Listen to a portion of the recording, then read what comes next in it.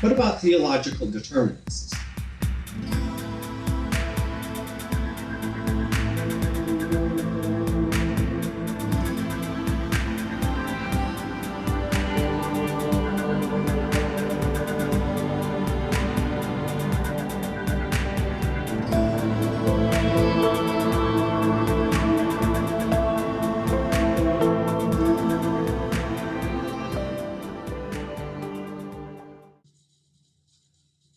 Some theological determinists are completely comfortable just saying, so autonomy is out the window, freedom is out the window, there is no such thing in the created order.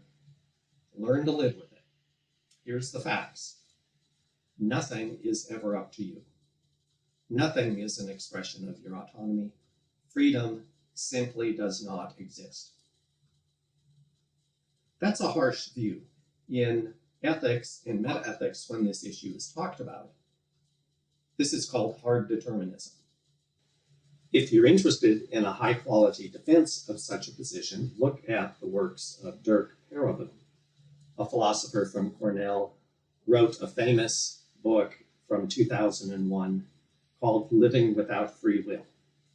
So it's not as if there are no examples of this sort of view, but it's a relatively uncommon one in the history of Christian thought and theological deliberation more widely.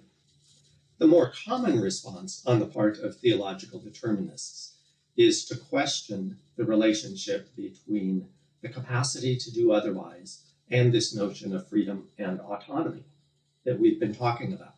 So remember, essential to the argument for theological determinism is the claim that if God has always believed something in the past, you can't do otherwise.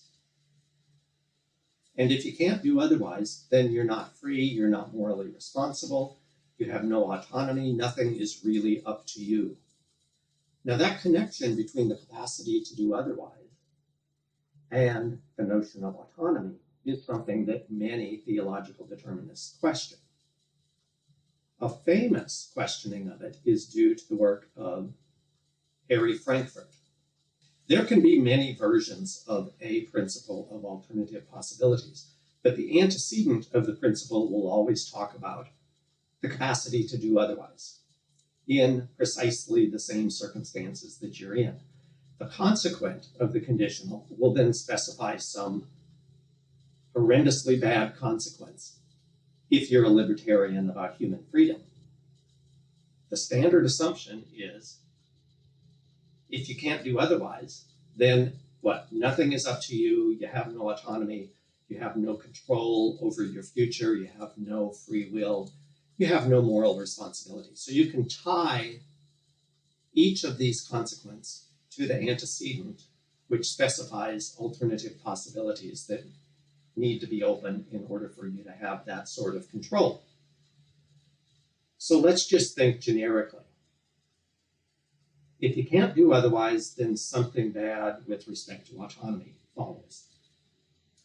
Harry Frankfurt argued that that principle is false, even on libertarian assumptions about what free will involves. Frankfurt's examples involve somebody who's really adept, gifted at intervening and stopping you from doing things, but not intervening unless it turns out that you're going to do the thing that's objected to. So, for example, make it a trivial thing, like whether you're going to run a red light or run a stop sign as you're leaving your neighborhood in the morning on your way to work. The wizard, who's really good at paying attention to what you're doing, doesn't lose sleep, doesn't lose attention, always watching, always paying attention, watches. If you're going to stop, the wizard does nothing. But as soon as the wizard sees that you're going to go through the red light, the wizard, who's very powerful and has control over your choices, forces you to stop, compels you to stop. In such a situation, you're going to stop at the stop sign before you leave your neighborhood. But suppose this is a day where you're going to stop anyway. So you just pull up to the stop sign, you stop, and you go on your way. Was that a free action on your part? Was that an autonomous piece of behavior? Is it something for which you're morally responsible? The answer to all of those things seems to be yes. And yet you couldn't have done otherwise, because had you tried to do otherwise, you would have been prevented from doing so.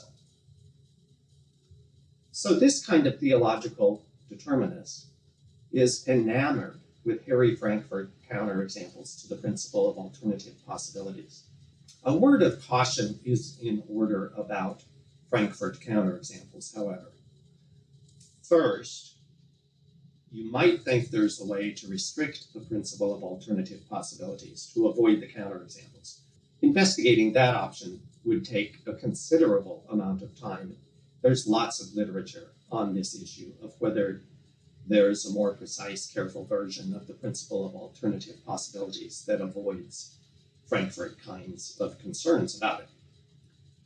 The second one, though, just says, yeah, there are counterexamples. Whatever the principle says, there's going to be counterexamples to it.